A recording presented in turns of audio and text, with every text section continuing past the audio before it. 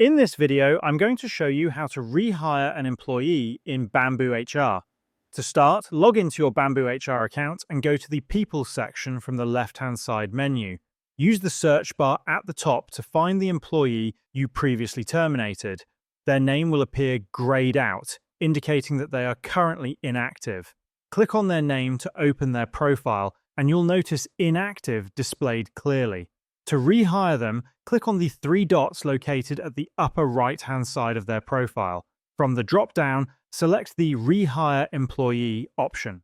Even if the person was previously marked as not eligible for rehire, this option will still be available to you. Once you click on it, a form will appear where you can re-enter the employment details.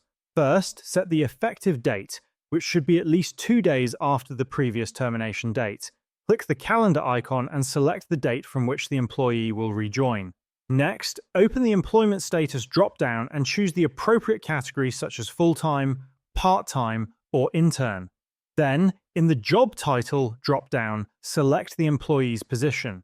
Under the Reporting To field, choose the manager they will report to. You'll also need to select the department they were in, their division from their respective drop-down menus.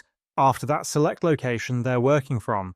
Then, in the Pay Rate section, enter their pay amount and choose the pay period such as hourly, daily, weekly, or monthly. After that, in the Pay Type drop-down, select the type of payment such as hourly, salary, or commission.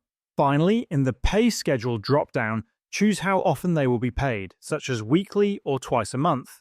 Once everything is filled in correctly, click Save. The employee will now be marked as rehired. If you scroll down their profile under the Job tab, you'll be able to see their employment history showing both the termination and rehire dates. And that's how you can rehire an employee in BambooHR.